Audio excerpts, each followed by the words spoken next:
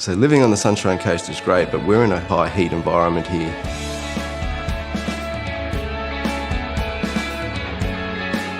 My company Techmotos specialise in smart home wiring, electrical work, home theatres. We need to make sure that we take particular steps and have procedures in place when we're working in these hot areas, like in, say, a basement where there isn't much airflow, or in a roof space. We'll try and get there early in the morning so that we can get that work done before the heat of the day's heated that roof space up. We're limited in the roof space before we need a guy to come down, uptake his fluids, cool down, and then go back up in the roof. You just have to monitor that on a case by case and just see how each person reacts to it.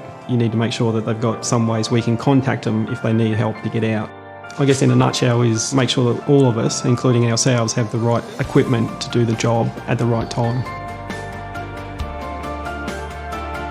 At the end of the day, your employees are your business. So we have to keep our workforce safe and healthy. If they don't work, you don't make money. I'm not originally from Queensland, so we notice a difference in humidity and temperatures. Within our company, we run Toolbox Talks. These are the forums that our workers bring issues up. So they may raise to their supervisor an issue if there is hot weather forecast. How will they manage this? How will they plan their works? What can we do better as a business? And what have we done well in the past that we can replicate to our other sites? Heavy work, physical work that needs to be done. We'll always do that in the beginning of the day, the cooler hours of the day. We also use machinery where possible, and once it gets too hot, got the light duties.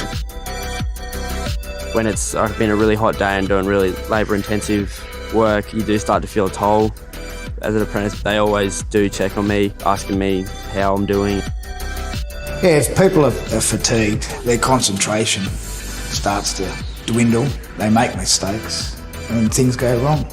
There's no restrictions at all on hydrating yourself, or if you're feeling a bit hot, just go and cool down. You'll get back into the job and get things done more efficiently. It's about learning and educating our...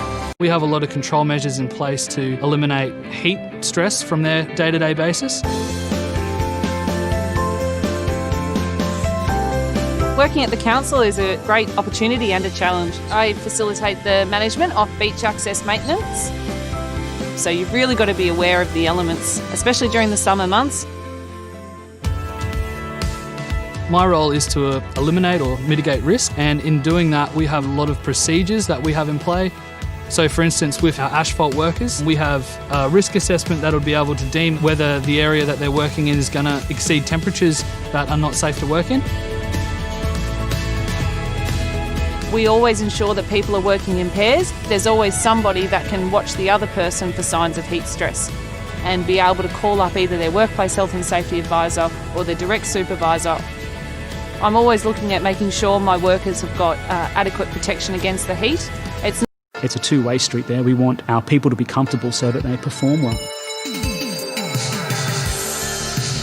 Here at Helimotz, we do custom fit-outs for helicopters. Living and working in southeast Queensland can get quite hot and humid, particularly in the summer.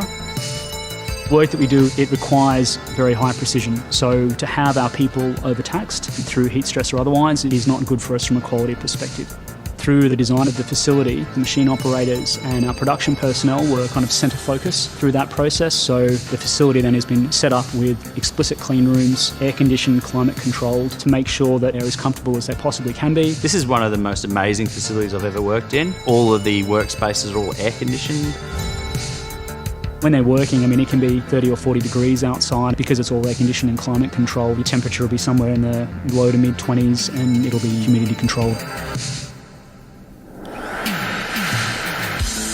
Our second hangar we're currently using as a stores room because the site is in transition. It hasn't been developed to the same level as say, what Hangar 1 has.